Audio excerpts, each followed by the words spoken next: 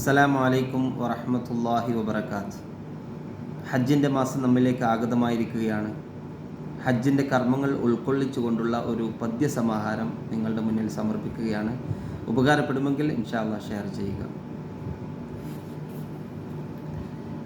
ഇസ്ലാം കാര്യം അഞ്ചാണ്, അഞ്ചാമത്തത് ഹജ്ജാണ്. ഹജ്ജിൻ രൂപം നിങ്ങളറിഞ്ഞാൽ ഹജ്ജിൻ കർമ്മം സഹലാവും.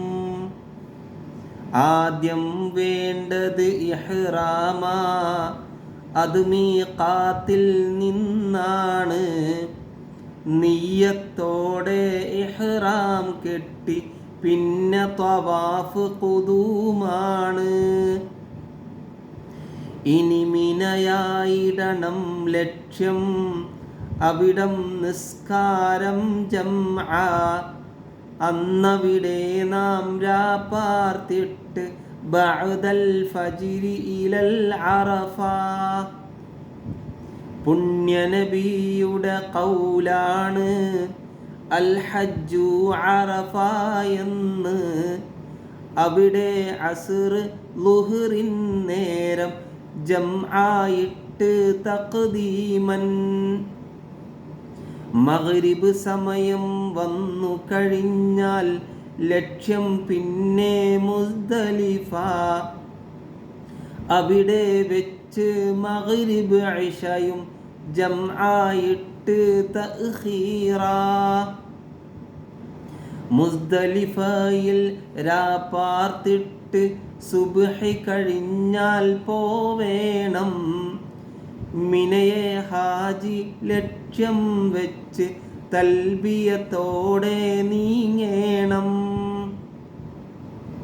അവിടെ എത്തി അഖബൽ കുബ്രയിൽ കല്ലുകൾ നമ്മൾ എറിയണം. ഇത്രയുമായാൽ മുടിയും വെട്ടി ആദ്യ തഹല്ലുൽ ഖദ് തമ്മ.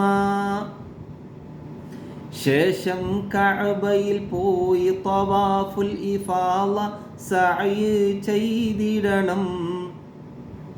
അക്കാര്യങ്ങൾ ചെയ്തു കഴിഞ്ഞാൽ തഹല്ലുൽ സാനി ഖദ് തമ്മ.